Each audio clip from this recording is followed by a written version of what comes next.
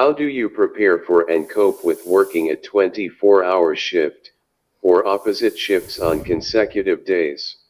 Well, yeah, that's a good question. Well, um, working long hours is something that was instilled in us from nursing school.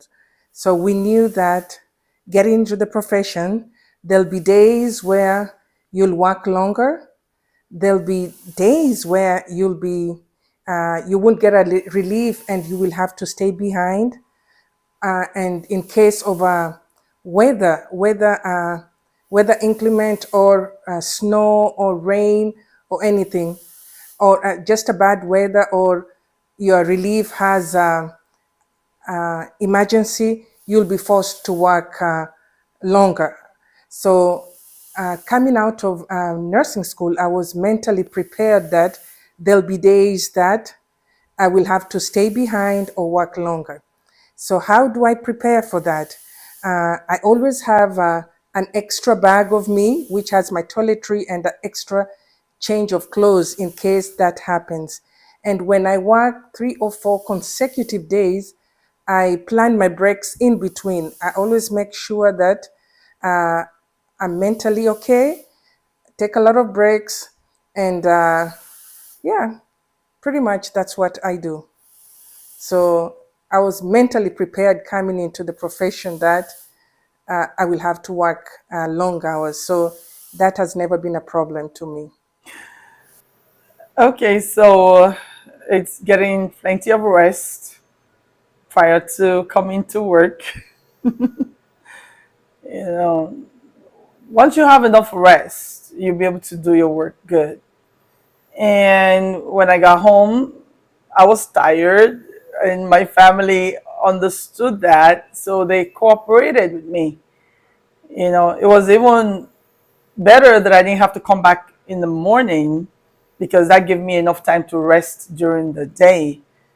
And my husband was able to take care of all the other needs of our children during the daytime, like take our son to work and back, and even made dinner and all that so that I can get ready for work. So it's having the cooperation of my children and my husband that made it possible. So I'm grateful for that. So I got plenty of rest to come for the night shift. And then for working a consecutive longer hours or consecutive hours in the day, it's just gonna be, getting plenty of rest before coming. And I love drinking coffee, so that helps keep me up too. Yeah, so coffee works. That's for jokes. But yeah, staying hydrated and eating. Don't be hungry.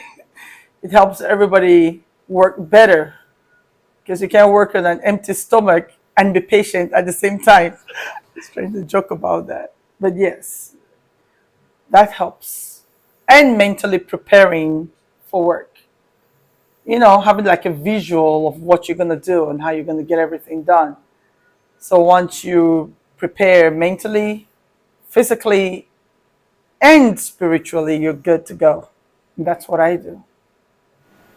I don't think you can really prepare for it, but one of the things that I do is to drink enough water, get enough rest, eat a balanced diet, are some of the things that I can do to help cope with that. Now, being accustomed to working those shifts consecutively helps as well. Some of the things that help me. Really, there's no way that you can get enough sleep to cover you for a 24-hour shift. So pretty much I don't prepare physically, I prepare mentally, and I try to. Most of the clients I've worked with have allowed me to take a nap.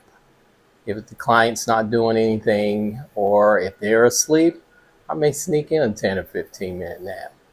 Sometimes it's a minute. Any little part helps. Um, for shifts on the opposite days, alternate, um, it's kind of hard. You know, you can get all the sleep you want, but still, your body's going to get tired. Even if you work 12-hour shifts 5 days a week, your body's still going to get tired. So I just try to stay in the best shape that I can and try to eat right during those times to keep my energy up. And if I get sleepy during some times that I'm not busy, I get up and do things, extra things. I may clean up the person's house or do the windows, sweep the floors, something like that. I may watch a movie. So it just depends. It's hard to plan for it because you never know what comes up. You don't know if you're going to have a bunch of stuff go on in the beginning of the day, the middle of the day, or at the end of the day. So you just kind of wing it. That's how I prepare, by not preparing.